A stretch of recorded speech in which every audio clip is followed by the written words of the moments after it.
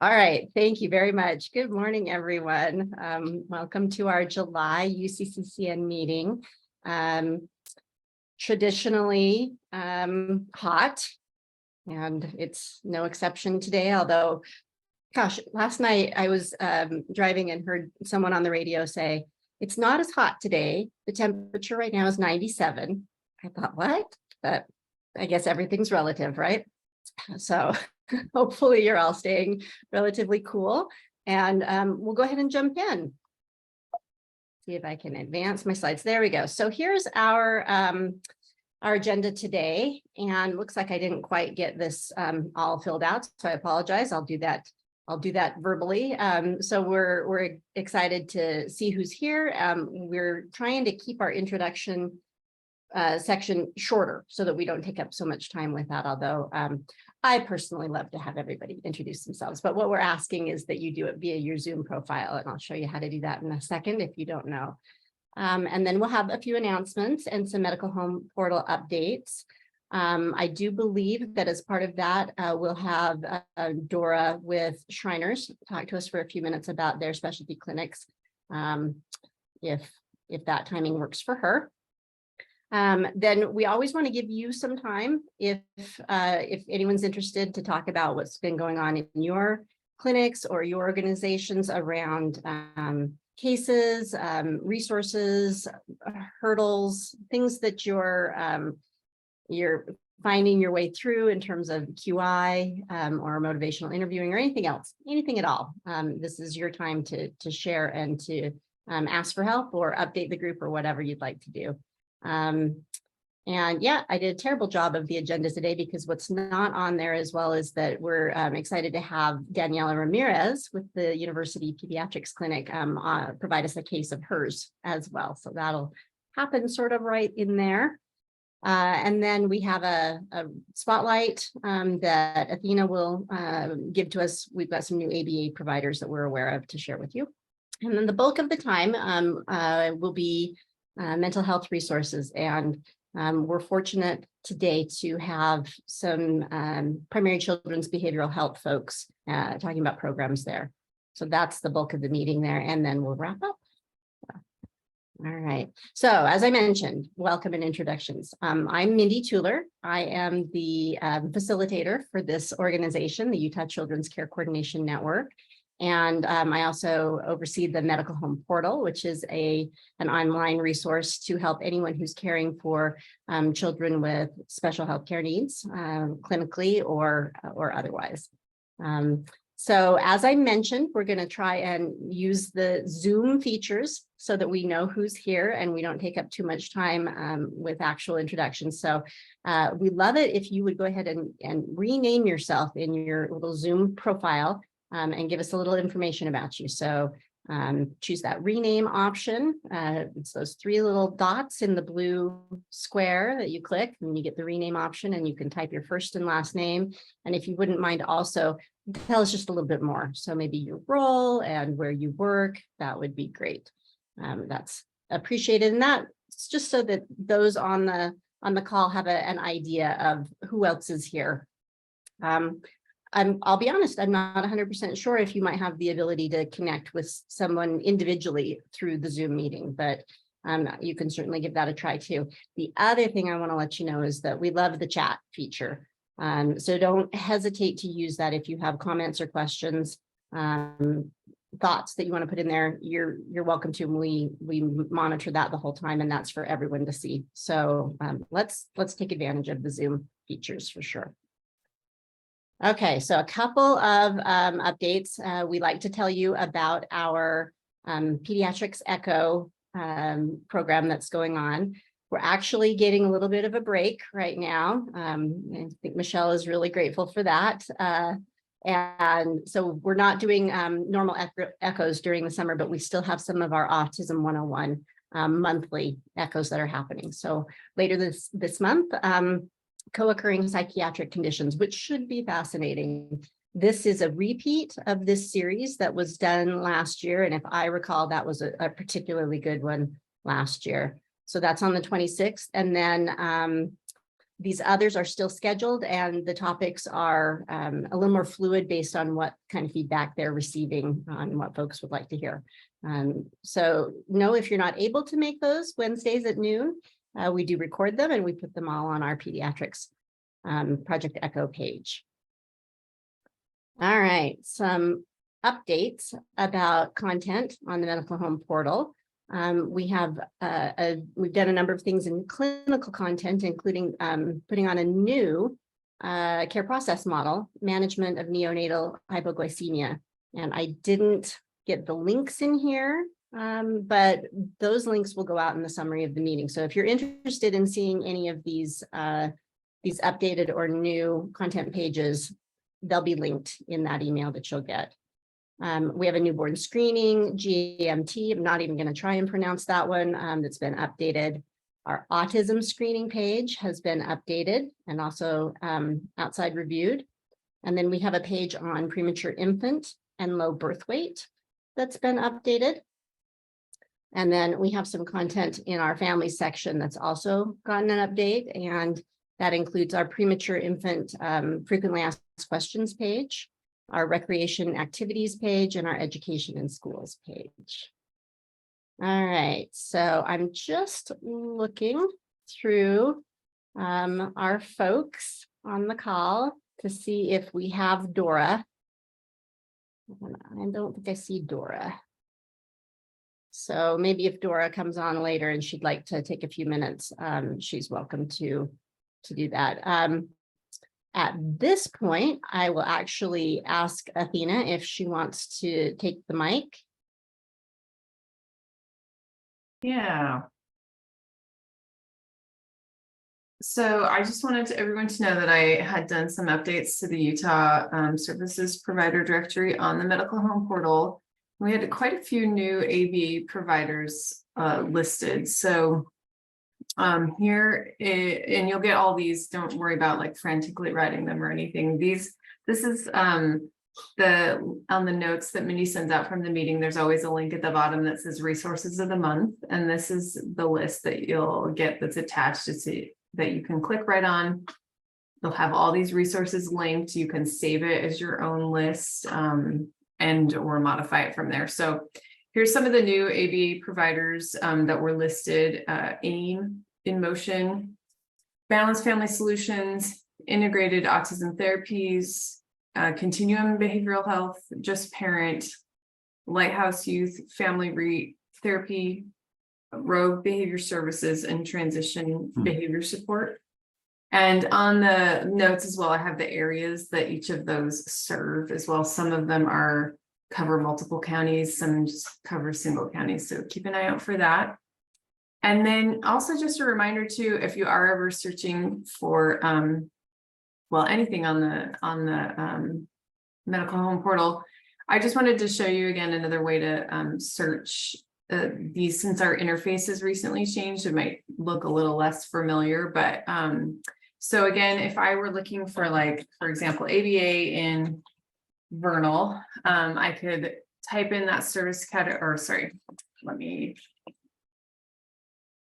type in that service category and the location, and it's going to produce a map that would give me some options for ABA therapy and some contact information on each of those. You can then further click on them on all the ABA listings as much as possible. We've tried to include insurance information in the eligibility section, and then counties served as well. So, and ages if that's a concern. So just again, I encourage you to use that tool as much as possible. Thanks, Athena. It's always great to hear about new providers, and that was a fairly substantial update. So that's wonderful. All right. Well, I don't want to necessarily put anyone on the spot, but Leah, it's lovely to see you. Yep. See, I put you right on the spot, didn't I? Sorry. and camera on and everything. We actually have a few minutes. If it's not asking, if you'd like to take a few minutes, I think we have those this morning. So if you're interested, I think the timeliness is spot on. So if you want to do that, you're welcome to. Oh, well, thank you, Mindy. I appreciate it. Good morning, everyone. It's great to be new to your guys' meeting. My name is Leah Jaramillo, and I asked Mindy if I could just present a little bit about the new company that I'm trying to get up and running for our community here. So I left, if you would, corporate America doing mental health. I helped with building the OCD and Anxiety Treatment Center. I don't know if any of you guys are familiar with that center. And I noticed that there was a lot of school districts that were having struggles giving kids access to mental health, actually getting them to therapy. So I have created a mobile therapy unit of vehicles that will be customized clinical offices. So they'll actually be mental health offices inside buses. This way we can go to communities that are underserved, or go to any of our clients who might have some medical needs, like palliative care clients, perinatal clients too. So I was just going to bring this information to the group, but I do appreciate this, Mindy. Thank you for this opportunity. So the business is called Social Me. So you can find us on the website at socialmeslc.com. We do take most insurances. We're working on Medicaid right now, and we're just really excited to help serve any community that's in need of gaining access to mental health. And I know that telehealth has really helped with this, but we've also noticed that there's nothing that can truly replace face-to-face. So this gives people an opportunity to get kind of the hybrid of us coming to them in an office where they can step out, be in a clinical setting, and really get that face-to-face interaction with therapy that might be missing in telehealth. So that's us. I have to say that's amazing. Amazing. Thank you, Leah. You're amazing. Thank you. This is an idea that a lot of people have probably had, but you have executed it. And I can say personally, I could use that service for my youth who doesn't do well in clinical settings. He does much better in his own environment. So yes, thank you. And please let us have that information. Can you tell me what areas you're going to be traveling to? Is it just the Wasatch Front area, or? Yeah, so we're doing the Wasatch Front area. We're also looking at Duchesne area, Fruitland. We really want to see what the communities need. So we're open to people expressing a need and then us working to see if we can help solve that need. We don't want to assume that we know every need in the community. We're really trying to go in and be very curious about the needs, see if we can do it. Sometimes telehealth is a better option. We can offer that, but we really want to give especially our youth an opportunity to get back to in-person interactions, especially since a lot of things are screen time. And we do know that there is a real difficult barrier to parents getting kids to treatment, et cetera, et cetera. I mean, they're in school for 8 hours and they have to get to therapy. So we've even worked with some of the school districts to see if we can actually come to the schools and the parents can release their children during certain types of topics or subjects, if you would, that they feel comfortable with. And the child never has to leave the school grounds, right? Because they come to our van and then we walk them back, you know, and they're beautiful. These buses are great. So they'll give them a different environment. So we're interested to hear what people need. So don't rule us out. We're interested in talking with anyone. Duchesne County is my area, so that's very exciting. They need that. They need that there. Wonderful. We have some land up in Fruitland. So we're hoping that we can, go up there a couple weeks at a time and see who needs it or what's going on, especially those students. I believe they travel 11 hours a day almost. It seems like, their school days are pretty long because of the amount of commute that they have to get to school. Right. They have to get up really early, travel almost an hour on the bus one way. So. Yeah. So we want to see what we can help and support there. Leah, could you put your website address in the chat? Absolutely, Athena.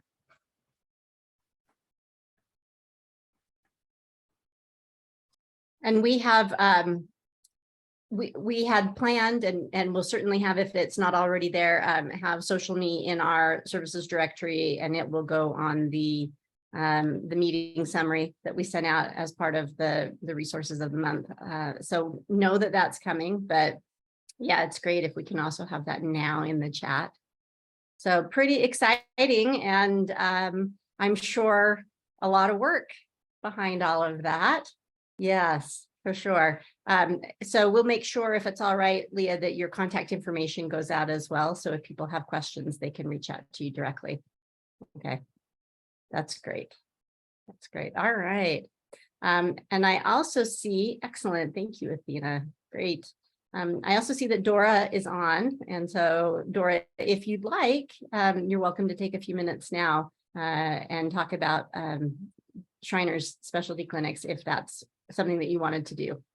Sure. Sorry, I'm late. I could not log in for some reason, so I was struggling with that.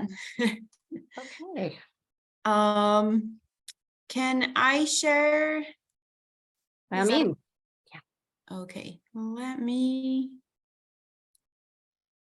It's right here.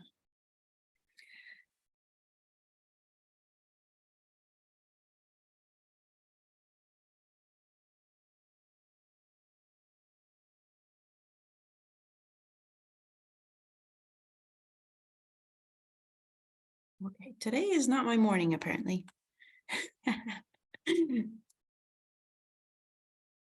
and we can come back to you, Dora, if that's easier. Okay, can you see it? Yes. Yes, we can. Wonderful. Okay, thank you for your patience. So I just wanted to highlight a few of our complex clinics that we have at Shriners Children's. So thank you, Mandy, for the time. Although we take care of all orthopedic conditions, from the most common of fractures, flat feet, all those things, these are some clinics that I want to share and bring a little more awareness to. So neuromuscular clinic.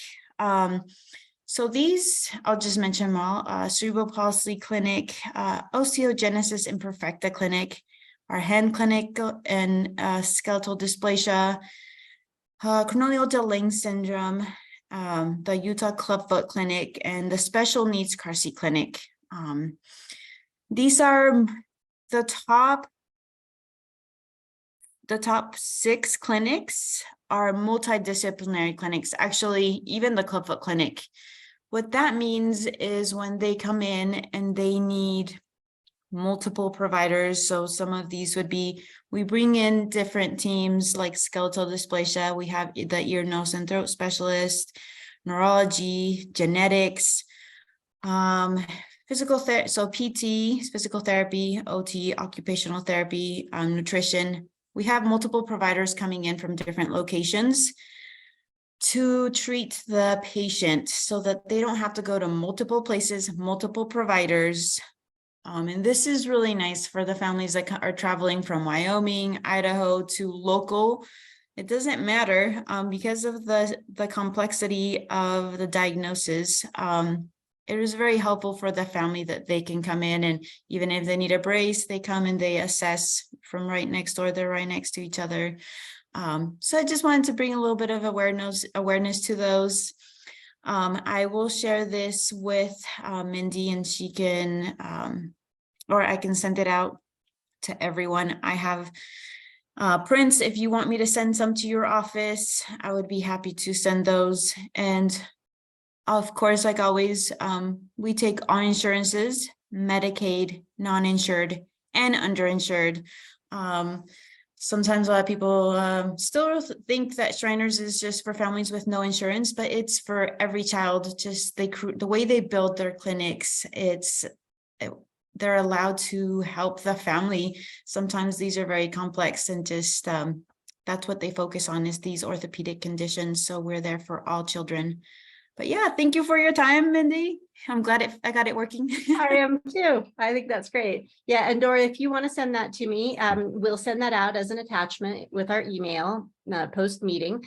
And then if anyone wants the physical flyers, just let me know, and or Michelle, and we'll get in touch with Dora and get your address to her, and she'll send those to you. Yes. Great. Thank you. Thank you. Yeah, absolutely. All right. I'm pretty sure without even looking at my slides that the next thing would be for Daniela, if that works for you, to share your case. Yeah, thank you. Thank you for asking me to do this, Mindy. It was a really pleasant surprise. It's been a minute since I've had to present on Zoom, so please bear with me a little bit. Daniela, we're getting a little bit of feedback, and I'm just looking to see, it does look like everybody's muted, which is great. That's helpful. So are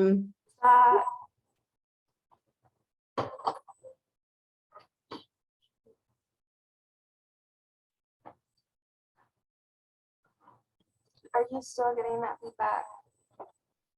a little bit, yeah.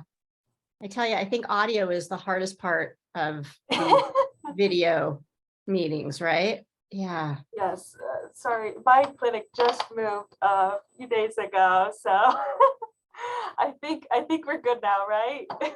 Okay, awesome. First of all, just a small introduction to who I am. I'm Daniela. I work at the University Pediatric Clinic. We are located at the main University of Utah Hospital. We just moved to level A, area B01. And yeah, so just to start my my cases, there's been a couple of things that have been coming up for me in the last few weeks that I thought I would bring up. The first one is unfortunately I've had a lot of kiddos dealing with loss of parents, either due to like immigration, like deportation, divorce, or just due to other circumstances. And I'm just wanting to see if there were any resources out there that I could provide for these kids. I know in these meetings there was a resource that was brought up, I'm pretty sure, about the loss of parents and coping with that. That was referring more to like physical loss. I was wondering if anyone knew of like anything regarding deportation or divorce. I find those being unfortunately very common, and due to the nature of me speaking Spanish, I feel like I get them even more. The second was transition to adulthood. The last, I want to say November, I attended a summit, Primary Children's for Transition to Adulthood, and there was a lot of information. I was also very new to this position, so I feel like being a little bit more settled into and knowing my position a little bit more, I still keep seeing this very, very often, and I'm trying to figure out how I can make it better. I just find so many kiddos, even from the early age of like 13, who I know are very complex, and I'm very worried about how they're gonna make that transition. And medically complex kids that just turned like 19, 20, 21 years old that still haven't been set up with those adult services. So those those were my main two things. If anyone had any input on those. I have a feeling that we've got some folks who can speak up. It's like Tina's got something in the chat about grief. FamilySummit.org. Okay. I'm sure that So I'm searching right now just across the state of Utah. This is the first one I found since you started talking that gives services because of death, divorce, or separation. So that could be something. They also have support groups for children in foster care. This is in Ogden though, but now I know kind of what to look for a little more. And then families with anticipatory grief as well, that, you know, something is coming. So that looks, and there's no cost to families to use these services. So I'll keep searching for you. That's great. Thank you. Thank you for that, Tina. It's really, really appreciated. Honestly, these families are already struggling so much, and we're already trying to help so many different families. And for someone to take the time to even help with a small Google search it can be a very big help. Yeah, and this is a rough one, especially for grief. Resources are very hard to find for somebody who is more complex in the nature of communication or you know, cognition. It's interesting. It's not an easy things to find, but there are several out there. Somebody has probably already shared the sharing place. Oh, there it is right there. But I'll keep searching for that. And then as far as your older kids in clinic, are you looking to, you know, help get them transitioned into adult care? Yeah, I'm just having a hard time helping the providers navigate that.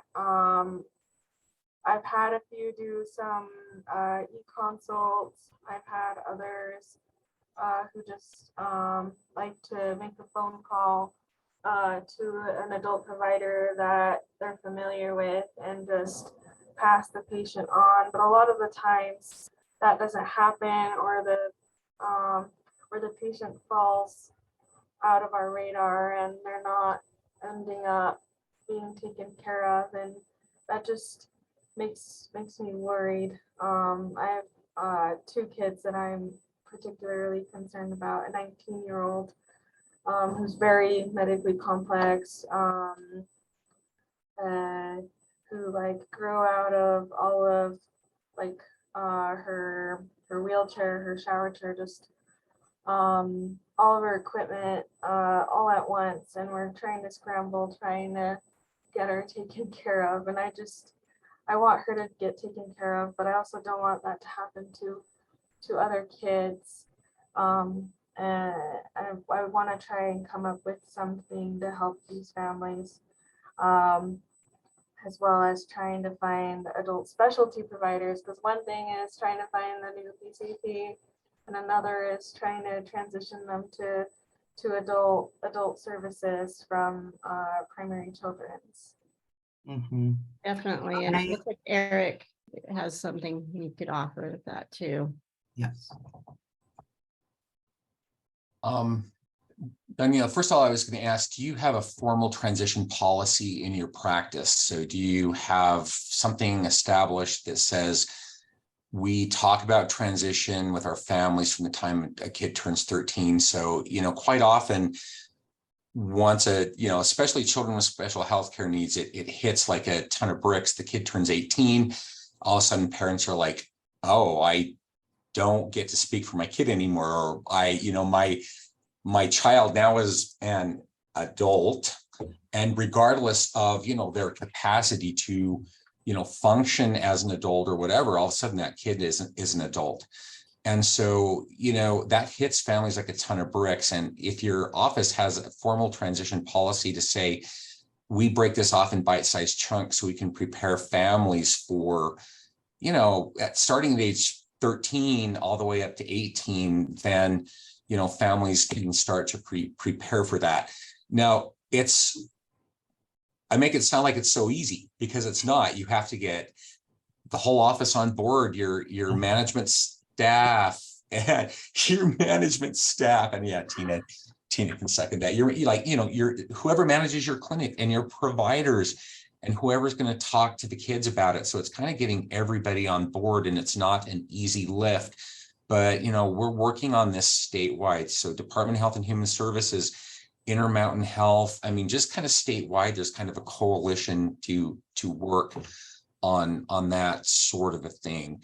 And so, you know, kind of taking it in an incremental approach, but we have what's called a provider toolkit. And Mindy, if I'm not mistaken, I believe that provider toolkit is on the medical portal, home portal, like I've never heard of that before, medical home portal. And it was kind of put together in a joint effort with some staff that had been working on transition for a while. In Intermountain, we kind of fluffed it up as a committee, and it's kind of a nice toolkit that can be used with, you know, within the practice. Also, I don't know if you're aware of or have used it, but it's called gottransition.org. It's the National Center for Transition. It's kind of part of, you know, it's a big amalgam of Maternal Child Health Bureau, American Academy of Pediatrics, a bunch of folks involved in this. But gottransition.org has readiness assessments. You can work on those with your patients and parents. There's even one for assessing children with special health care needs. So youth who may be developmentally delayed.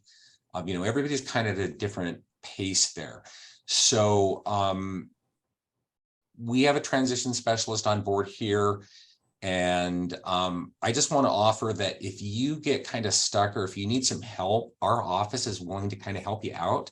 So give us a call and we can kind of do some hand holding with you and the family, and kind of mentor just a little bit to kind of help you through that, to kind of work with that.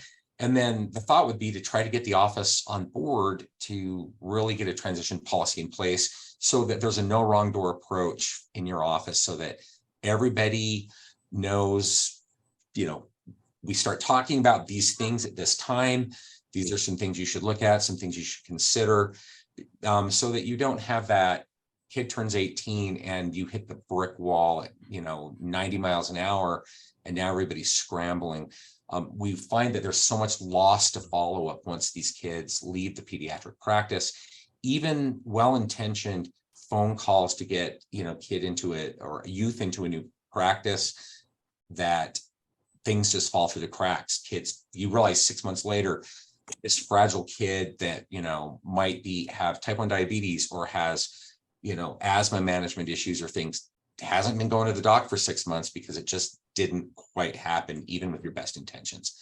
So again, per Eric Christensen's style, that was the 20 chapter answer. I just want to say we're willing to help out where we can with that. So please reach out. I'll put my email address in here, and we're always willing to have other people join us on our our transition committee. And so we'd always welcome you to participate on that, just to, you know, get some pointers and some ideas, and we can certainly help you out there as well. Thank you, Eric. I really appreciate it. And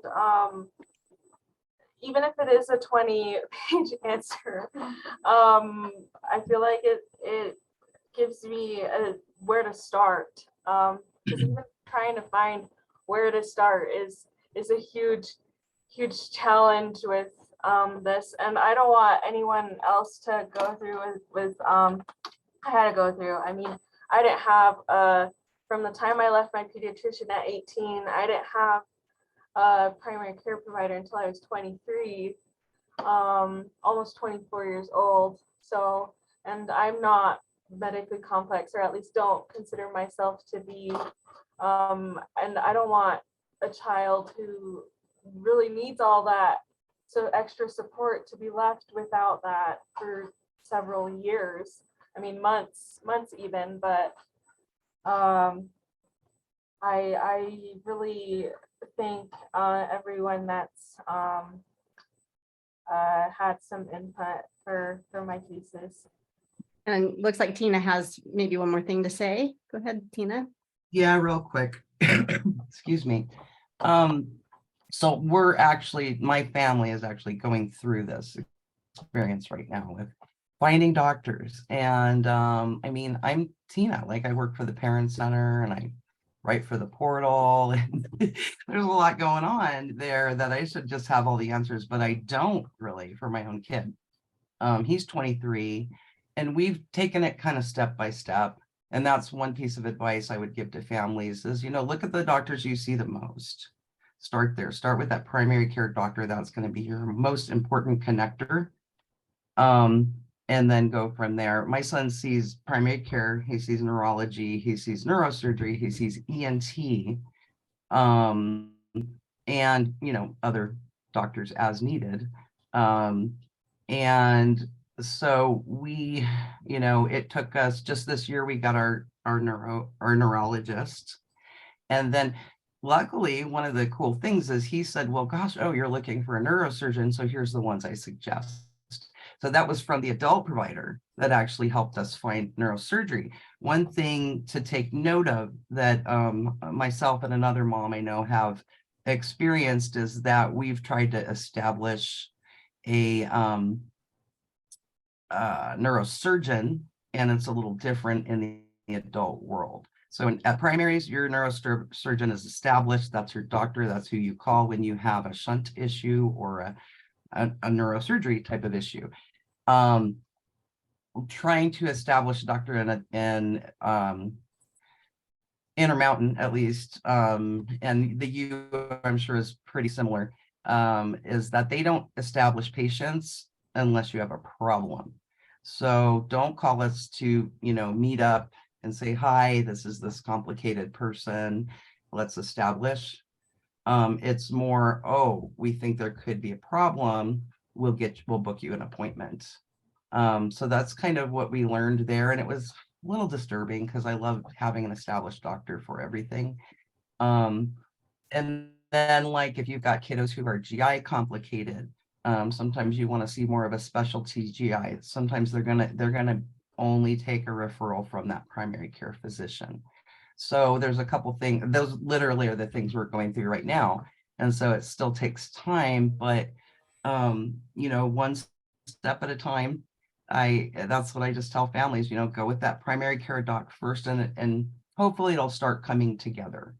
But what I'd love to see from a clinic perspective, and I've wanted to see that with every family that doesn't get a referral as they age out, is that referral if possible. But it is a complicated road to navigate for sure. And you know what, you're a step ahead because you have the desire and the want to do that. And sometimes you just need a champion in the office to kind of push it through. And that's a lot of pressure on you, Danielle, and it's not meant to be that way, but sometimes you just need that goodwill and the intention there to really push something through and present the problem. And a lot of us can help kind of support you with that. Definitely, Daniela, definitely. Gosh, this was really great. So there's lots of stuff in the chat. It's not quite ordered with, first case, second case. We'll pull all that together appropriately and send that to you, Daniela, directly, and then it'll also go out in our meeting summary. But yeah, that's exactly what this group is here for. So I'm so pleased that you brought this stuff, and I'm just going to take a second and plug that this community is available, even when we're not in a meeting. So we have our listserv and we have our Facebook group, and anyone who is experiencing some just some barriers to helping their patients, that's what this group is for. So we really do want to support you, Daniela, and I think we might have a few kind of specific things we can do to help. So we'll follow up. Okay. Thank you. I appreciate it. No problem. Thank you so much for presenting. That was great. Okay, well, I am going to pop the slides up really quick, just to show that, in fact, we did have a case presentation by Daniela. And if anybody else has anything that they'd like to share, we have a couple of minutes if you'd like to take that. If there are other thoughts, other cases, any new resources that you know of. Yeah, Tony does. Okay, Tony, the floor is yours. Thank you, Mindy. So I have a kiddo that's 4 years old, and it's kind of a two-part question for you guys. He's 4 years old, has type 1 diabetes, and dad just lost his Medicaid after, the whole COVID thing. And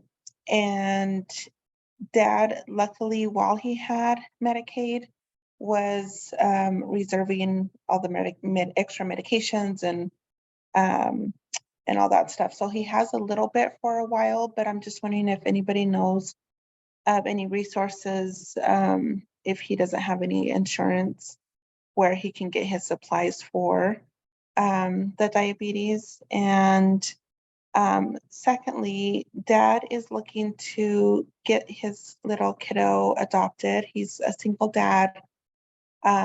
Mom passed away last year, and right after he got diagnosed with type 1 diabetes, he also has autism.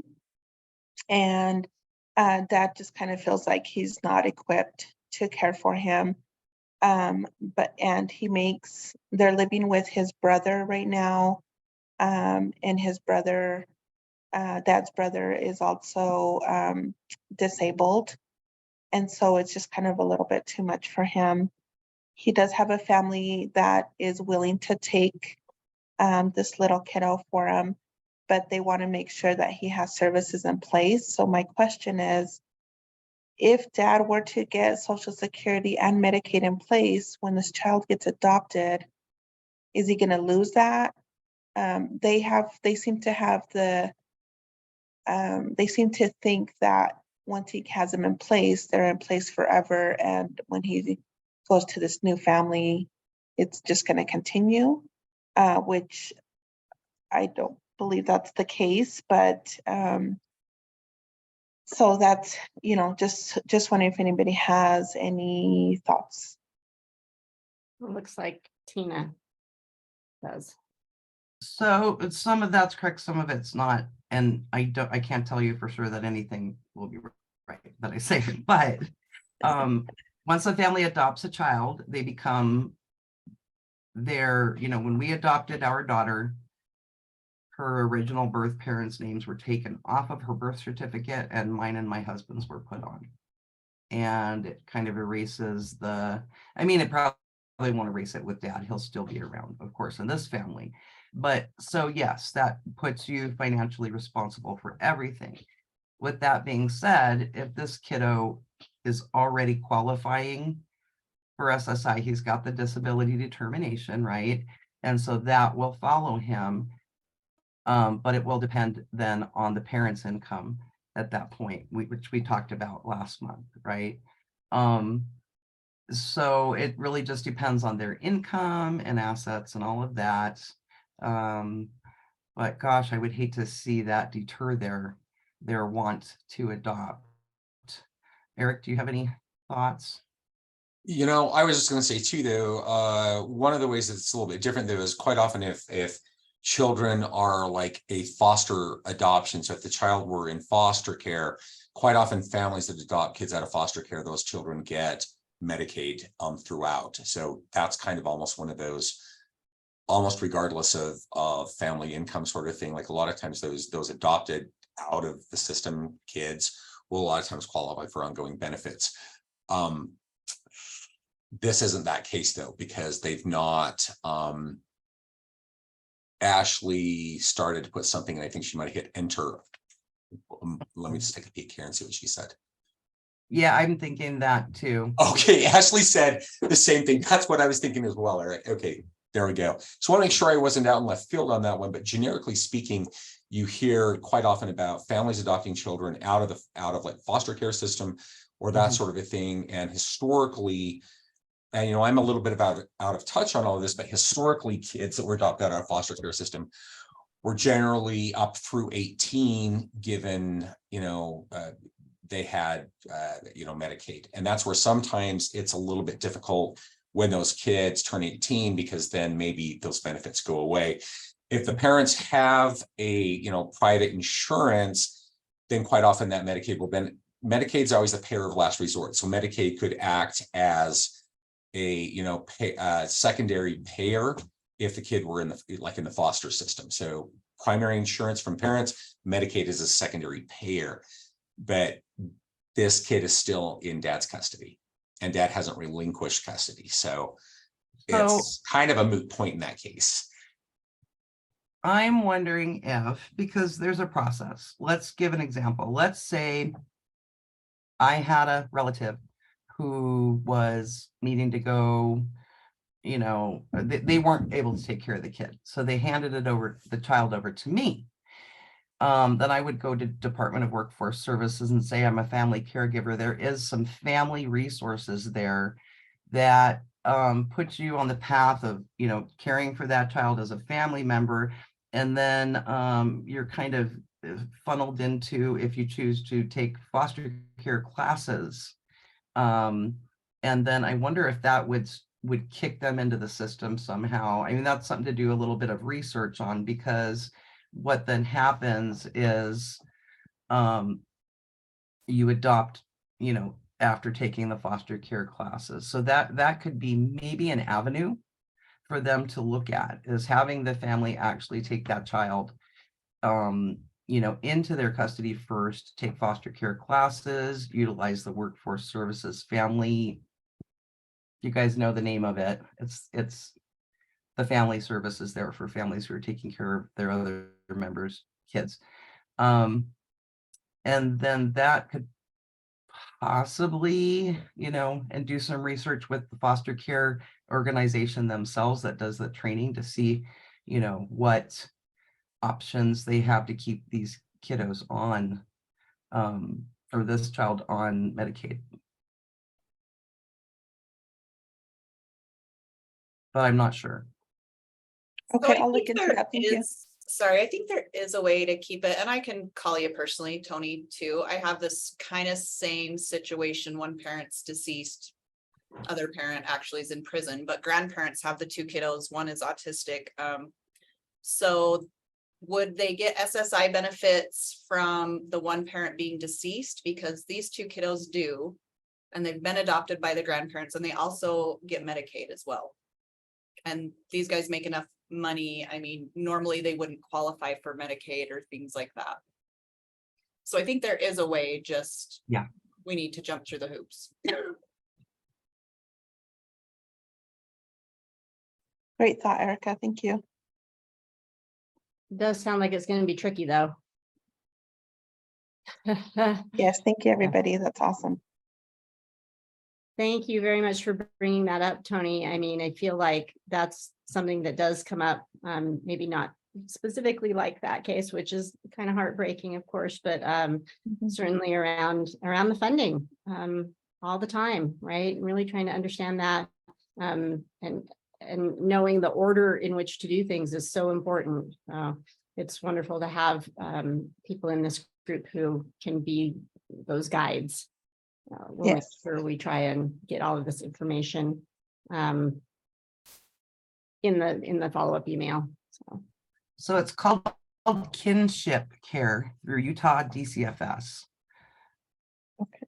Kinship. So I do think the DCFS will give it a link then to Medicaid somehow, because you're kind of entering. Yeah, I'll put this link I just found in the chat. Thank you so much. Thanks, everyone. Really, really good stuff. Okay, so we are on to our main presentation today, and it looks like maybe I overspoke on this slide. It looks like maybe we'll just hear today from Penny Peterson with Primary Children's Behavioral Health and the ARCS program, but we're so excited. And so Penny, if you want to screen share or just take it away, that's great. Okay, thanks. Can you hear me? Yes. You know, I'm not very good at this. Let me try to share my screen. Okay, let me Oh, it stop. says you have to sharing. stop, yeah. Yeah. Okay.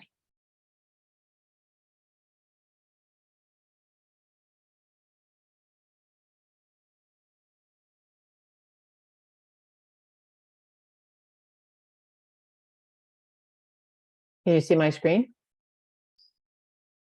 Sure can. Yep. Anyway, thanks for having me today. I'm Penny Peterson. I am the ARCS manager.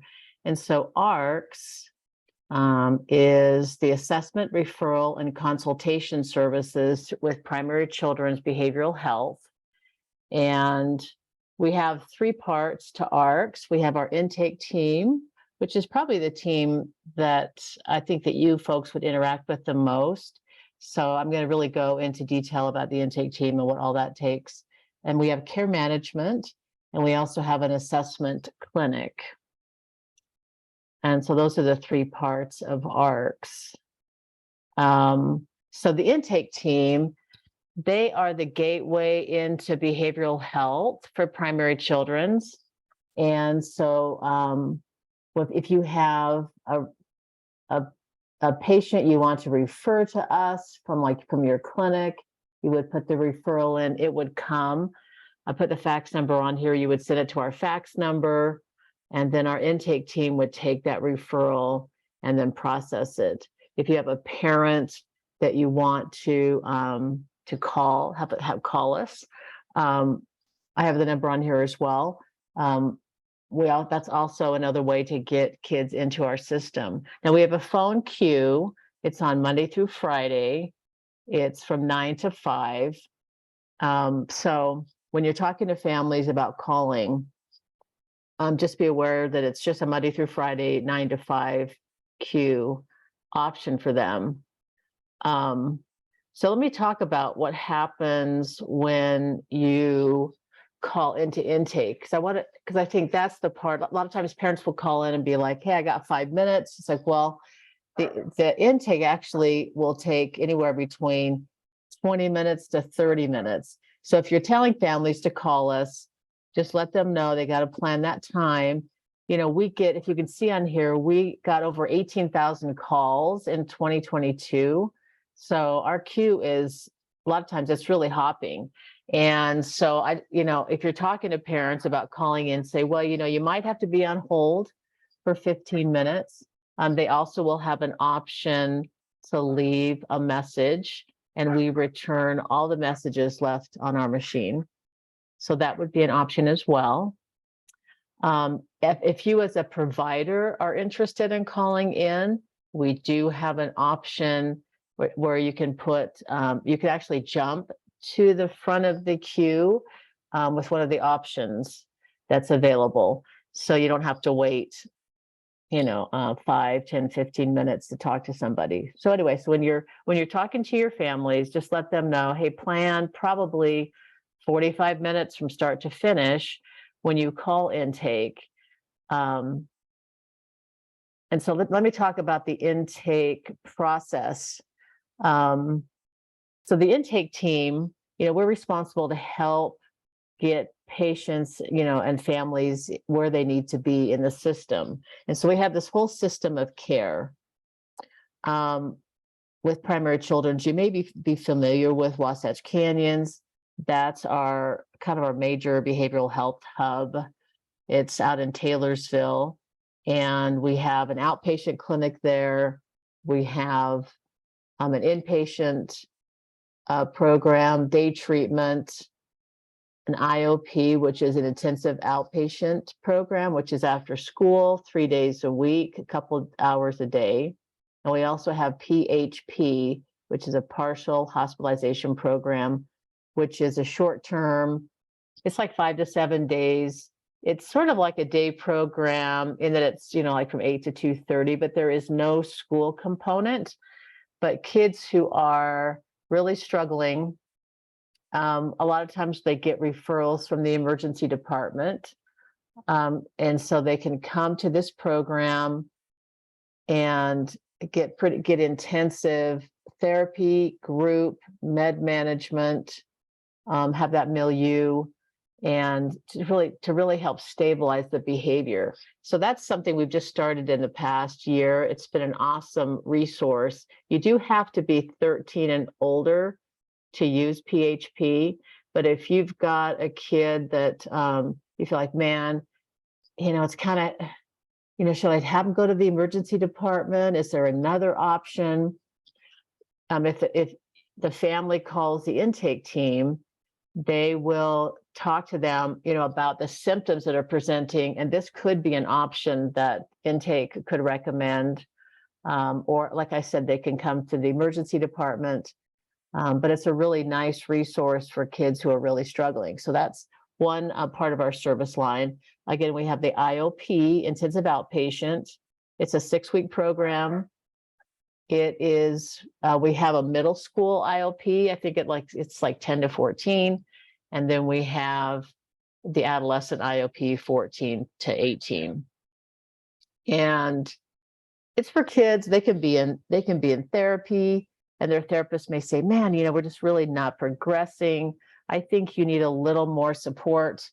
IOP could be that option. They really focus on coping skills and how do you manage stress. So they really give the kids some really great skills to use just when they're out in the world, and that kind of complements whatever therapy they're doing at the time.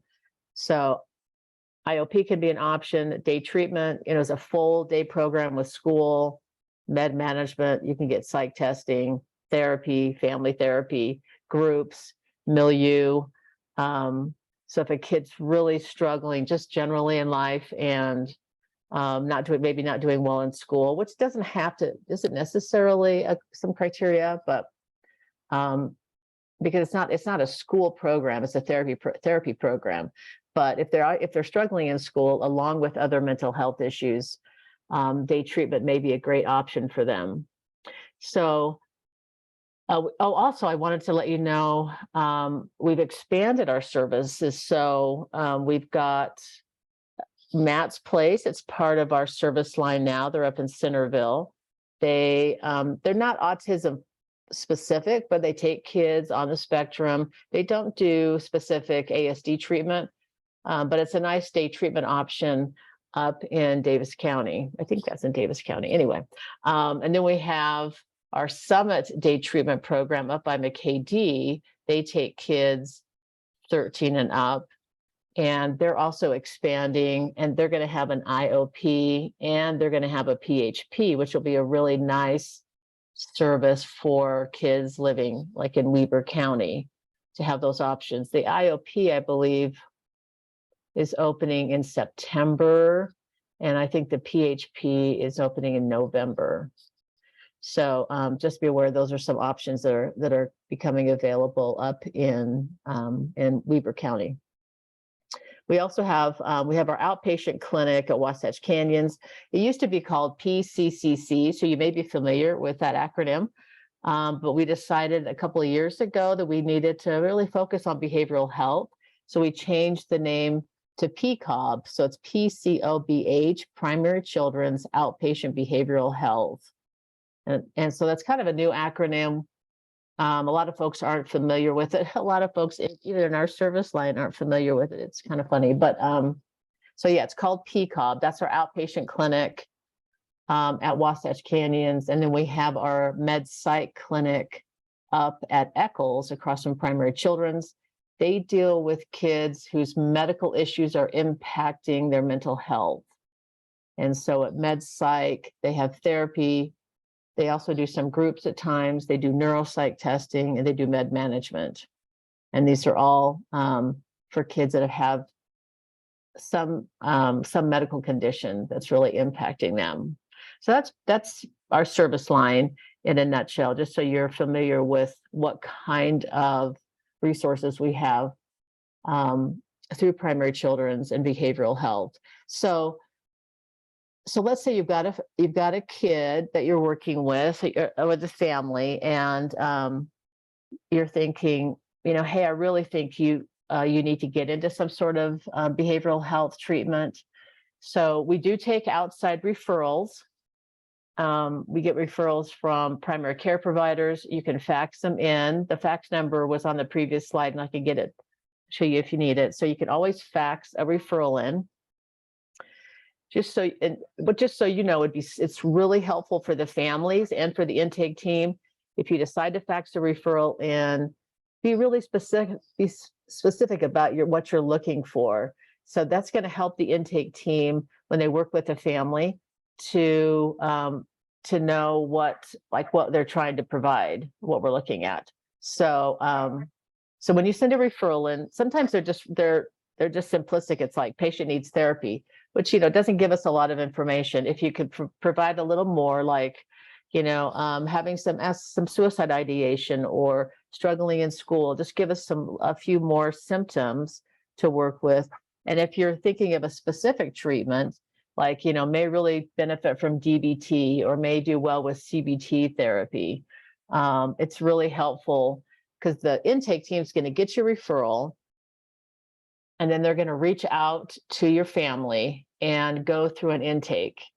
And that's what I was talking about earlier. It can take up to 30 minutes just for the intake itself, because our intake folks really spend time going over symptoms of what's happening with the kid. They identify, hey, what's going on with suicide? What's going on with their behavior? How about their mood? How are they doing socially? These are the things intake's going to ask the parent. How are they doing in school? You think they're using any drugs or alcohol? Do they have a trauma history? How are they doing with sleeping and eating and showering and brushing their teeth? And I'm trying to think what else. Are they on an IEP? Are there any medical concerns? So these are the questions that intake's going to ask the parents. So just have them be prepared. Like the more information they can give the intake team, the better, to make a determination about what makes sense for them.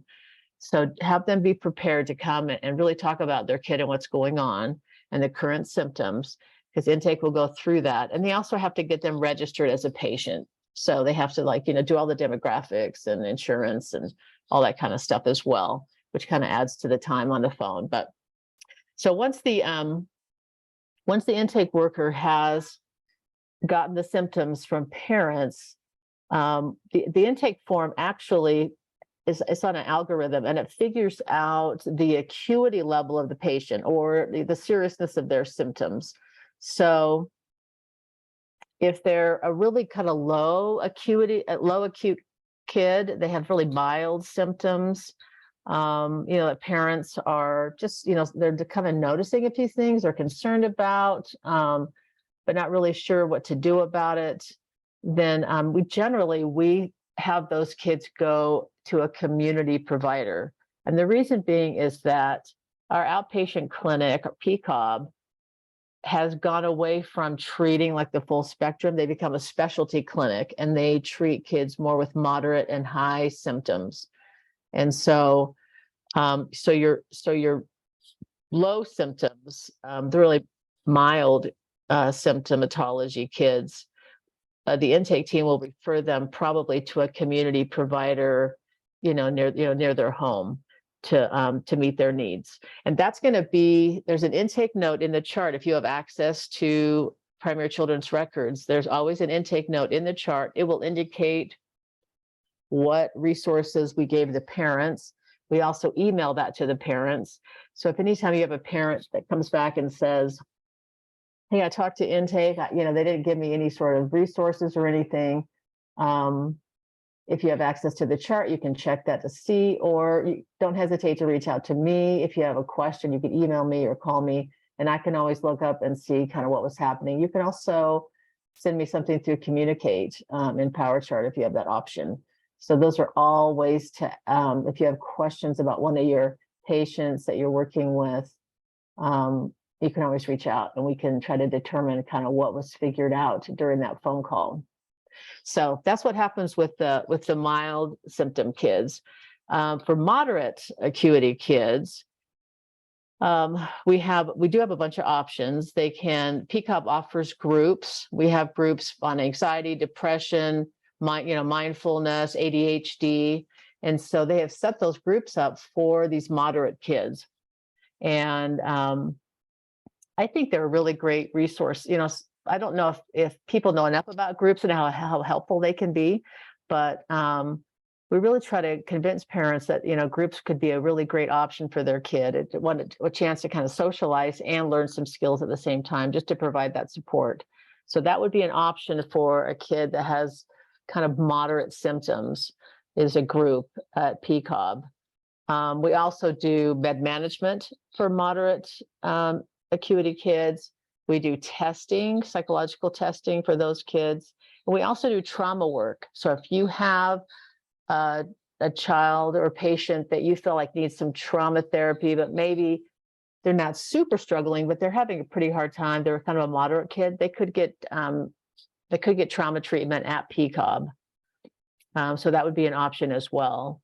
Med Psych also takes the moderate acuity kids.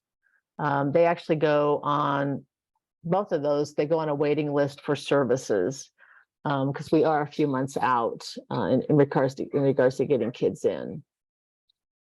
For higher acuity kids, so those kids whose symptoms, they're maybe having some SI, there are a lot of mood lability, maybe some behavior problems, really struggling in school, maybe trauma history. All those things could play into a kid being a higher acuity kid. And so we have the assessment clinic, and the assessment clinic was put in place. I actually came to primary 6.5 years ago and I was the first assessor for the assessment clinic. And so the goal was to be able to offer a really nice, thorough assessment to families who need some direction on kind of what to do. We made the determination that we would just see these higher acuity kids at the time. To be honest, we have the past 2 months, we've had twice the number of high acuity calls than we had last year. This year, it's just been, it's been so interesting how many more kids that we're getting calls on that have so many serious symptoms that we're concerned about. And I'm guessing you guys have seen that as well. So our assessment clinic, the goal was, hey, let's get these kids seen within a week. And I wish we could do that right now. I actually just hired a new assessor to try to meet the need, and we're still probably 3 to 4 weeks out to get a kid in. But the assessment clinic, they sit down with the family, they spend 2 hours, you meet with the kid, you meet with the family, meet with them together. Just make sure you really understand what's happening and, get some backstory also. And then they would just make a determination about what they think makes sense going forward for the family. And then they would put the referral in if it's for our service line, or they would give the family resources in the community if that seemed to make more sense. So that's so part of the intake then is figuring out the acuity of the kid and what makes sense for them. If they go into our service line, like they seem appropriate for something in any of our clinics, then we put a referral in for that family, and you can put one in as well, which we will process. Like I said, we have over 5,000 referrals in 2022, so we get a lot of referrals. We process all of them. We call the families. Our goal is to do an intake on every parent that calls in, or that we call. And so far we've done 2,700 intakes since the beginning of the year. And then we also have some specialists on the intake team that, like if you send the referral in, or the assessment clinic makes a referral for a higher level of care, more intensive services, someone on the intake team will take that referral, and then they will manage it. So they'll call the family, handhold them through the process, send them information about the program, be their advocate, be that support person for them. If they have any questions, they do the pre-auth as well for the insurance. So So that's part of intake's job as well, not only helping people come into the service line or into our system, but then helping them if they're being referred to a system, to some service it's a service in our service line. So they do both of those jobs. And we work really closely with our service line. We have meetings twice a week to talk about the kids and kind of see how they're doing and to advocate for them and to make sure they get in when they need to. Just be aware, I put this on the slide because I want you to be aware that there's some diagnoses that we don't necessarily have folks who can treat that adequately, like eating disorders. I mean, we can see kids who may have a mild eating disorder, but we're not an eating disorder treatment center. And kids who have low IQs, in the 70s, it's a little, our day program and IOP would have to determine if they felt like the child could benefit from the program and could understand what they're teaching and be able to, follow have enough processing speed to be able to follow along with what's happening. Anything below 70 would not be appropriate for any of our programs. We don't have a substance abuse counselor. And so any kid, every kid I think uses weed, but if it's pretty serious and it's like the major issue and needs to be treated first, then our programs would be a good fit. But yeah, like I said, if they're just kind of recreationally using weed or whatever, then that would not be an issue. And then we don't provide specific ASD treatment either. We do take kids who are on the spectrum, but they have to be able to, manage in the milieu, not become too overstimulated, be able to follow along and learn and so forth. And it would be more focused on, like, say, depression or anxiety or like suicide ideation, something like that would be the focus of treatment, not the autism. We are really working to have a vibrant resource list because we do refer a lot of folks into the community. And so we have a goal to try to have at least 5 resources in each county. Currently, every county has SMR, which is stabilization and mobile response, or they have the MCOT team. So at least every county has those options. And we're really trying to, anytime we hear of, some sort of resource, we try to add them into our list so we have it for that county, so we can give parents that information and hopefully have up-to-date resources that are available to the families. And so that's one of our goals, to really have that robust resource list. And we're actually working with our adult team, a BH and AV team, to try to expand that list for both children, adolescents, and adults. And then, like I said, we have a goal to get kids in for an assessment within 5 days. I put FUMs, those are follow-up medicals. Those are kids who come from the emergency department. Those kids especially, we want to get those kids in if we can within 5 days for an assessment. That's our goal. We're still working on it. We haven't reached it yet, but that's what we would like to do. The assessment clinic. Well, before I go on, so that's the intake team. What questions do you guys have about intake and how that process works and what to tell parents? Do you have any questions about any of that?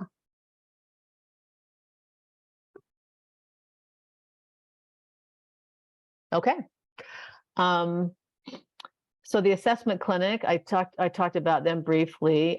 They're located at PCOB, again, which is our outpatient clinic at Wasatch Canyons. I have 2 full-time assessors and a part-time assessor. They do that 2-hour psychosocial assessment. They give a diagnosis. Now, it's not an assessment to get a diagnosis, but we do have to diagnose to bill. So we have to do a diagnosis and we give recommendations for treatment. We do pretty robust safety planning with the patient and family. We always give them crisis information like SMR or, to go to the ED. And then we complete a referral within our system if we feel like something in the system makes sense for that child. So that's the assessment clinic. And then ARCS also has our care management team. I have care managers in the outpatient clinics, so PCOB and also med psych. I have care managers on my inpatient unit. We have an inpatient unit at Wasatch and one at McKay-D. And then I have care managers in our day treatment and IOP and PHP. And we just added one for the emergency department, which I'm really excited about because, if you are recommending your families go to primary children's if their child's in a crisis, we've got this care manager option. That person's going to follow up with the families the next day, because the emergency department is so discombobulating. It's like, what did they tell me? What am I supposed to do? I can't remember.